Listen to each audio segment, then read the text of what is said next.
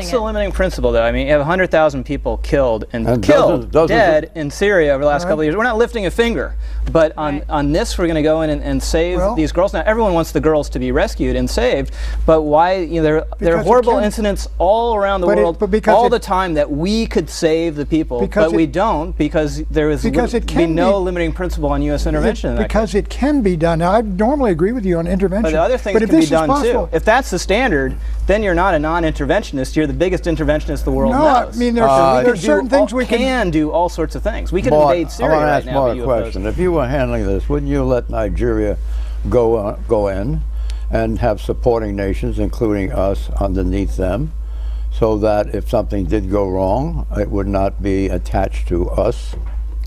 You know, I wouldn't do it that way, because I frankly don't think you'd have any kind of reasonable chance that you'd be able to save these poor girls, okay? This is something that, as you were saying, the United States is uniquely qualified to do in terms of, with the drones, with the intelligence, with the kind of quality of commandos that we have, that we could put on the ground. There's a risk, though. Of course there's a risk, but this is the kind of thing, if America stands for something, it's a humanitarian gesture. It's not based in terms of national interest, political interest, military interest. It's a humanitarian, that's what we should be standing for. Not a supporting role to say to the French or the British? Oh, I would be very happy if we did this on a multi-national basis. You don't want to get all those guys involved. If you're going to do it, you would do it with the Americans without all this multinational organization, you know. Issue 3, cyber kleptos. Today we are announcing an indictment against 5 officers of the Chinese People's Liberation Army for serious cybersecurity breaches. The range of trade secrets and other sensitive business information stolen in this case is significant and demands an aggressive response. The indictment alleges that these PLA officers maintained unauthorized access to victim computers to steal information from these entities that would be useful to their competitors in China, including state-owned enterprises. Attorney General Eric Holder, the nation's top law enforcement officer, announced this week the grand jury indictment of 5 Chinese military officers on dozens of criminal charges. This action has no precedent in the U.S. 237-year history. The 5, Wang Zhenyu, Wen Zhenyu, Sun Keliang, Gu Chunyui, and Wang Dong, are charged with 31 counts, each ranging from conspiracy to economic espionage to theft of U.S. trade secrets. The alleged criminals work for a secretive unit of the People's Liberation Army known as 61398, housed in a 12-story building in Shanghai. China denies the charges and has lodged a formal protest with U.S. Ambassador Max Baucus. The victims were U.S. Steel, Westinghouse Electric, Alcoa, Allegheny Technologies, and United Steel, a U.S. union.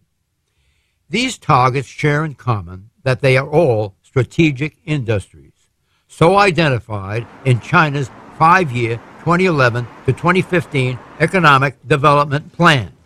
This theft of intellectual property costs America's economy per year $300 billion, and the loss of millions of American jobs, according to a Blue Ribbon Commission co-chaired by former Ambassador to China John Huntsman and Dennis Blair. The world's leading culprit, Huntsman and Blair say, is China. Of all intellectual property stolen from the United States, China alone steals 80% of it. Question, is China a giant kleptocracy? If so, is it expecting too much for China to obey the rule of law? Mort Zuckerman. Well, no, it's not too much to expect them to obey the rule of law. They are now trading with all countries in the world. They expect to be treated fairly, and we expect them to treat us fairly. What they are doing, and we have to understand what the Chinese culture is like at this stage of the game. You see the enormous wealth accumulated by a very small proportion of that population. The government is shall we say, shaking hands with all of these people. This is an absolute outrage from the point of view of the United States, and I think we are entitled to do what we can, and we will do it. They are plundering intellectual property. That's right. It's not only intellectual property. I mean, there's all kinds of trade secrets, all kinds of business secrets, military and industrial. John, they apparently stole the secrets of the F-35 new stealth fighter apparently, which we put something like $1 trillion in, and they swiped all that material. Look, this is a ferociously nationalistic country which is rising, and it sees the United States as its great global adversary, and it's going to push us out of the Pacific and become the dominant nation in the world, and it's utterly amoral in what it does, and you should expect that. And I blame, quite frankly, many of the Republicans and the others who voted for all these trade agreements that built that place up. There are very few American corporations who want to pursue this kind of activity against China. You talk about amoral, those corporations are right in the front of the line. China's cyber thievery. Exactly. They don't want to do anything about it. No, very few. You find very few. John, is that true? This has been going on all sides of the world of business, okay? This is going on many, many other countries. The real problem is it became public. Okay? We cannot walk away from China, with all due respect. It's not just a question of what China is doing, it's what China is. They're a huge country, they're unbelievably talented and smart. You know what they fear, the corporations? Do you know China's powerful retaliatory action.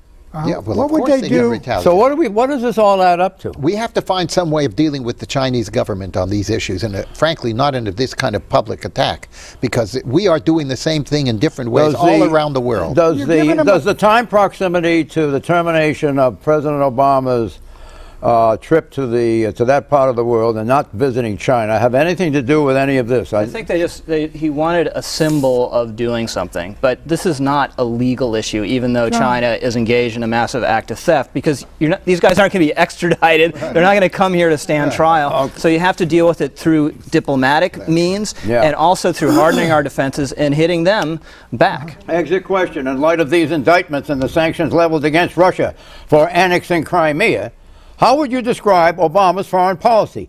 Is it A, appeasement, B, legalistic, C, realpolitik, D, zero-sum hardball, or E, none of the above? With regard to China, it is basically appeasement. John, last year, China had a $318 billion trade surplus with the United States of America. All that money went over there. What do you call that?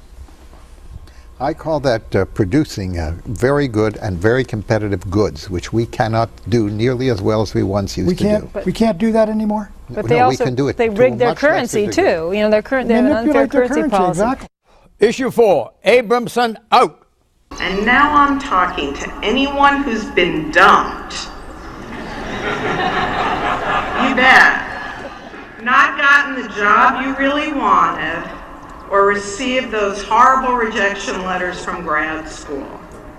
You know the sting of losing or not getting something you badly want. When that happens, show what you are made of. Sure, losing a job you love hurts, but the work I revere, journalism that holds powerful institutions and people accountable, is what makes our democracy so resilient. This is the work I will remain very much a part of. Jill Abramson is the former executive editor of the New York Times. She was fired by the Gray Lady last week after 3 years on the job. Abramson was the first woman to head the New York Times. It was Arthur O. Sulzberger, Jr., the publisher of the Times and the chairman of the New York Times Company, who made the decision to terminate Abramson.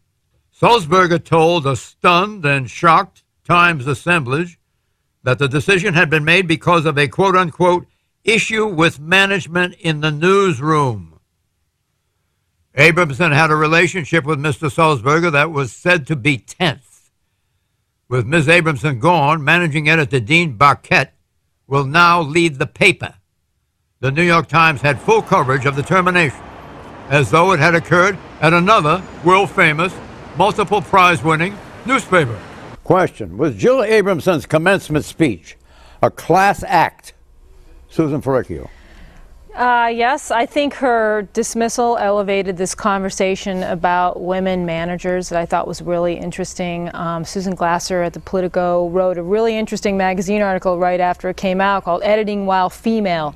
It just talked about the idea of women displaying characteristics that maybe any male manager would display but are tolerated less and are harder to stay in control when you're a woman, you're doing those things. So I think that's the discussion that a lot of people are having. Of course, none of us know what was really going on, what the real reasons were. There's talk about a pay discrepancy and lawyers being involved.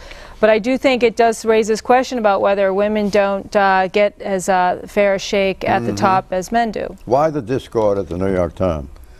Well, nobody really quite knows. How about the theory that holds that she hired a co-equal managing editor to Dean Baquet without informing or consulting him? One theory is that another theory is she became incensed when she found out she was paid less than her predecessor, Bill Keller, who's gone. Yes, well, let me just put it this way. If you had to find a way to mishandle a situation like this, they brought it to a full fruition. It is really unfortunate. She's a very talented journalist. She did a lot of terrific work before she became the editor. And however this got to where it got to, I don't really know all the details of it. It just should never have exploded in this way. Predictions, Pat? This VA scandal is going to be gigantic by the end of this year, the election time. Susan? That immigration reform is going to happen, not through Congress, but the president's pen. Mitch McConnell survived his primary and will win his general election by 3 points or more. What? The astounding visit of the foreign minister of Iran to Saudi Arabia is another illustration of the way we have lost all of our allies in the Middle East. Interesting. I predict that President Obama will not fire General Shinseki over the VA hospital scandal. Instead, he will keep Shinseki on board to serve as a lightning rod for any further future criticism. Monday is Memorial Day, when the nation salutes our U.S. members of the armed forces who died in the protection of our beloved country.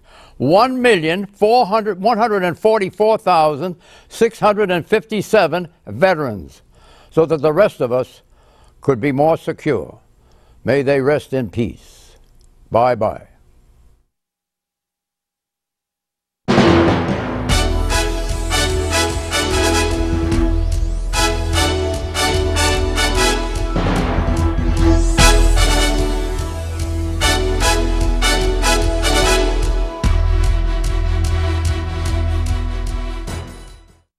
The McLaughlin Group is brought to you by Siemens.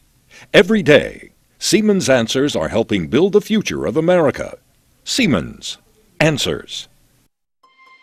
Are you still sleeping? I just wanted to check and make sure that we were on schedule.